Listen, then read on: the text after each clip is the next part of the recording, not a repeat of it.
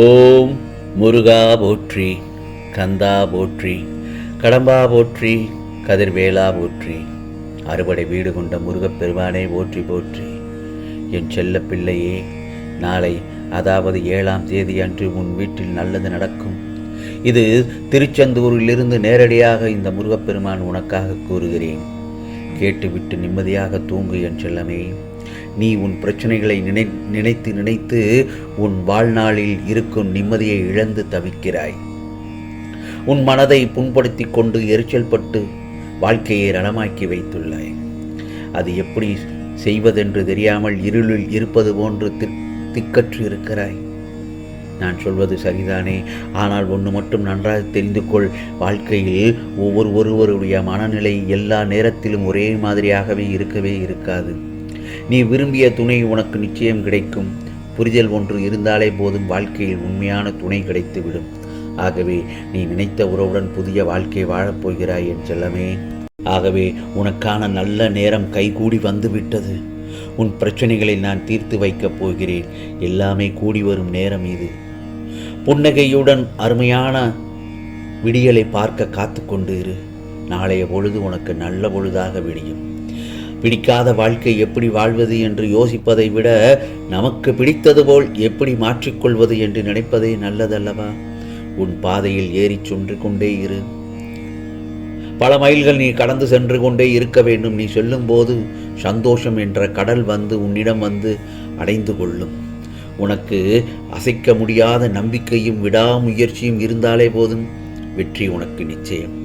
உனக்கு வேலை வாய்ப்பு கிடைக்கப் போகிறது. ஆம் செல்லமே, நிரந்தரமான அரசாங்க வேலை கிடைக்கப் போகிறது. வெகு நாட்களாக ஏங்கிக் கொண்டிருந்த குழந்தை பாக்கியம் கிடைக்கப் போகிறது. இழந்ததை பெறப்போகிறாய். பிரிந்தவின் உன் உறவுகள் சேரும் தருணம் இது. ஆகவே நீ மகிழ்ச்சியுடன் வாழத்தான் போகிறாய்.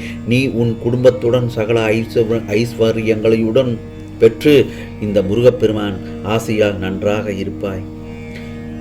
நல்லதொரு விடியல் நாளை உனக்காக காத்திருக்கிறது என் செல்லமே. பிறகு நல்லதொரு சுப செய்தி உனக்காக வந்து கொண்டிருக்கிறது. நீ நினைப்பதெல்லாம் நடக்கும். ஆம், உன்னதமான நாள். ஆம் செல்லமே, உன்னதமான நாளை நோக்கி நீ நகர்ந்து கொண்டிருக்கிறாய். ஒரு கஷ்டமான நிலையை நீ சந்திக்கும் போது மனம் உடைந்து போகக்கூடாது.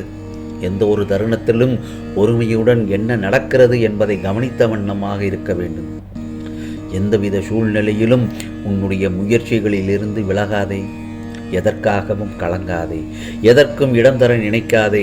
எத்தனையோ தருணத்தில் நீ துயரத்தை அனுபவித்து விட்டாய். இப்போது கால நேரம் ஒன்று சேர்ந்து வந்திருக்கிறது. அனைத்திலிருந்தும் நீ விடுபடப் போகிறாய். இழந்தது அத்தனையும் வந்து சேரும் காலம் இது. ஆகவே வாழ்க்கையில் அனைவரும் வியக்கும் வண்ணம் நிச்சயமாக நீ வாழத்தான் போகிறாய். அதற்கான கால நேரம் நாளைய பொழுது உனக்கு நல்ல பொழுதாகத்தான் விடியும். சில நேரம் தடங்கலான காரியமும் தாமதமான காரியங்களும் வெற்றிகரமாக நிறைவேறும் நாள் அதுதான். சோதனை காலங்களை எல்லாம் எதிர்த்து நின்று தாண்டி வந்த நீ உன் வெற்றிய காலங்களில் சோர்ந்து போகக்கூடாது. ஏனென்றால் உனக்கான காலம் நேரம் என்பது சர்வ நிச்சயமாக இதுதான். பல தடைகளை தாண்டி வந்த நீ உன் சந்தோஷத்தை தவற விடாதே. ஆகவே உறுதியான நம்பிக்கையோடு காத்திரு. நீ நினைத்த எல்லாம் உன்னை வந்து சேரும் நேரம் இது. ஆகவே இந்த சத்திய வாக்கை, இந்த முருகப்பெருமானின் அருள் வாக்கை முழுமையாக கேட்ட உனக்கு இனி நாளைய பொழுது உனக்கான வெற்றி பொழுதாக விடியும் என் செல்லமே. இது இந்த முருகப்பெருமான் உத்தரவை மீறாமல் ஏற்றுக்கொள். நிச்சயமாக உனக்கானது எல்லாம் நல்லது நடக்கும். ஏனென்றால் இந்த முருகப்பெருமானின் அருள் வாக்கை நீ கேட்ட தருணத்தில் நாளைய பொழுது உனக்கான நல்ல பொழுதாக விடியும் என் செல்லமே. நீ திடீர் திருப்பத்துடன் நல்ல ஆசீர்வாதத்துடன் இந்த முருகப்பெருமான் உனக்கு திருச்செந்தூரிலிருந்து அருள் பாலிக்கிறேன்.